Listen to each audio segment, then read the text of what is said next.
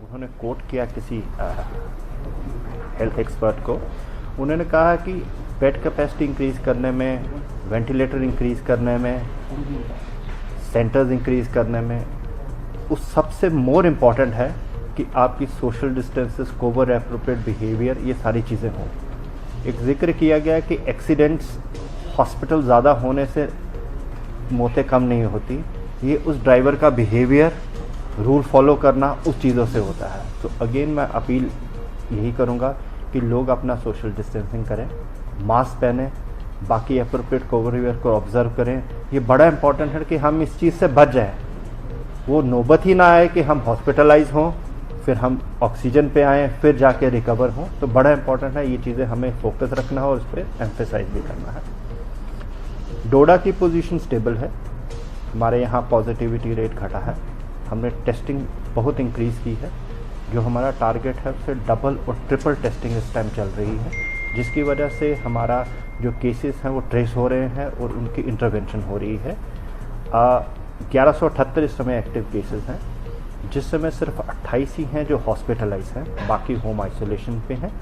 और अगर मैं मई के महीने की बात करूंगा, तकरीबन हम एंड पे आ रहे हैं और 703 केसेस हमारे रिकवर होके वापस अपनी नॉर्मल रूटीन में गए। एक अच्छा फिगर है और एक पॉजिटिव फिगर सामने आ रहा है। और बाकी लोगों का भी इसी तरीके से इलाज हो रहा है। जो होम आइसोलेशन में है उनको हम कोविड किट्स प्रोवाइड कर रहे हैं। और अभी हमारे कोविड केयर सेंटर्स जो हैं ऑलमोस्ट कंप्लीशन स्टेज पे हैं सारे। 237 पे बेडिंग प्रोवाइड हो गई है और बाकी मटेरियल भी वहाँ पे पहुंचाया जा रहा है।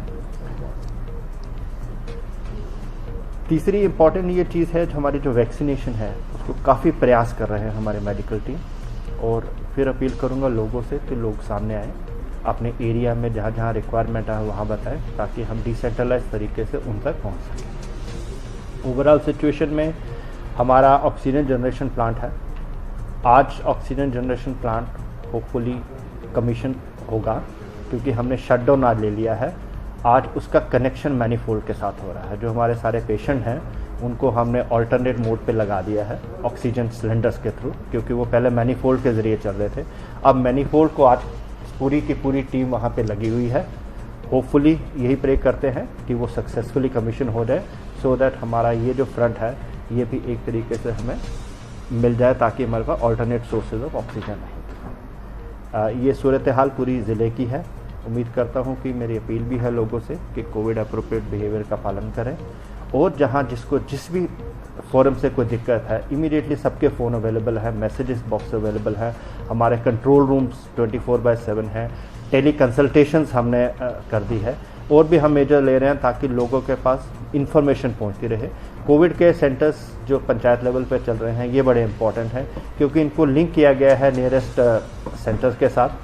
वहाँ पे टेस्टिंग फैसिलिटी भी नियरेस्ट अवेलेबल होगी, डॉक्टर का एडवाइस भी अवेलेबल होगा, और पंचायत लेवल पे टीम भी कॉन्स्टिट्यूट की गई हैं जो उनकी देखरेख करेंगी। होपफुली हमारी सिचुएशन और इम्प्रूव होगी।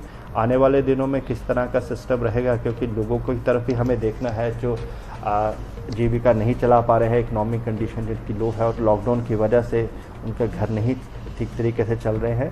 तो उन चीज़ों को भी देखते हुए आने वाले दिनों में कुछ मेजर्स लिए जाएंगे। हो सकता है आपका फेज मैनर में कुछ रिलैक्सेशन हो, तो वो डिपेंड करेगा हमारी पॉजिटिविटी रेट क्या है, किस तरह की सिचुएशन है। इसलिए हमारा कुछ 60 के अराउंड टच कर रहा है फिगर। और पिछले कुछ देर से हमने काफ़ी प्रयास किया है, उससे हमारे ज़िले में 60% तो है, लेकिन पिछले कुछ देर से हमारा 10,000 के ऊपर भी काफ़ी हमने कम समय में अचीव किया गया है। तो उसको वो रैंप अप एक्टिविटीज़, वो हमारी वैक्सीनेशन एक्टिविटीज़ नंबर 1 प्रायोरिटी रहेगा, क्योंकि यही सबसे इम्पॉर्टेंट है।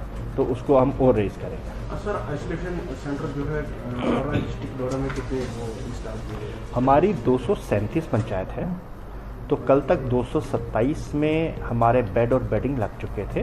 तो आज मुझे इन्फॉर्मेशन है कि अभी बाकी 10 में भी काम हो गया है तकरीबन, और 10 के 10 237 के 37 इस्टेब्लिश। अब इसमें इस्टेब्लिशमेंट के साथ साथ और बड़ी चीज़ें रिक्वायर्ड होती हैं। आपको वहाँ एक कमेटी मैनेज करेगी, वो कमेटी ऑलरेडी कॉन्स्टिट्यूटेड है। कुछ स्टाफ, मेडिकल स्टाफ वहाँ रहेगा, और बाकी चीज़ें रहेगी। कोविड किट्स हमने पहुँचा दिए हैं। आज हमारे पास मेडिकल सप्लाइज का कुछ सामान, रैक, टेस्टिंग किट्स वगैरह आई हैं, वो भी डिप्यूट वहाँ कर दी जा रही हैं। और हमारी कोशिश रहेगी आने 2-3 दिन के अंदर अंदर वहाँ एक्चुअली वहाँ पे लोग जिनको आइसोलेशन की ज़रूरत है वो स्टार्ट कर दें वहाँ पे आना। ऑक्सीजन जनरेशन प्लांट कब स्टार्ट होगा और कितना जनरेट करेगा ऑक्सीजन प्लांट? क्योंकि आपने फॉक्सन अपनी नज़र खानी की है और दौरा भी किया है बहुत टाइम। ऑक्सीजन जनरेशन प्लांट आज क्रूशल डे है। आज हमने उसको मेन मैनिफोल्ड के साथ कनेक्ट कर रही है टीम सारी, क्योंकि बाकी टेस्टिंग सारी होगी है प्लांट एज सच। अब उसको एक्चुअली में कनेक्ट करना है। कनेक्ट करने के बाद वो oxygen through oxygen generation plant आज होपफुली स्टार्ट हो जाएगा। तो उसके बाद वो 750 LPM है, लीटर्स पर मिनट की कैपेसिटी होती है, तो वो हमारे लिए अभी फ़िलहाल एडिक्वेट होगी। उसके अलावा हम DPRs प्रिपेयर कर रहे हैं। एडिशनल हमारे पास 1000 LPM और GMC के लिए हमने कहा है। भद्रवाह के लिए कोशिश कर रहे हैं क्योंकि ऑलरेडी वहाँ मैनीफोल्ड है, और एक गंदोह के लिए हमारा एक और आपका 500 LPM का, उसके लिए DPR तैयार हो रही है। क्या इस जनरेशन प्लांट से दूसरे डिस्ट्रिक्ट में भी आप या सिटीज़ में आप नहीं, ये जो ऑक्सीजन जनरेशन प्लांट होते हैं डेडिकेटेडली इसी इंस्टीट्यूट के लिए होते हैं। इनमें ऐसा नहीं है कि आप ऑक्सीजन सिलेंडर भर के आगे देते हैं, ये पाइपलाइन के साथ वहीं पे कनेक्ट होता है।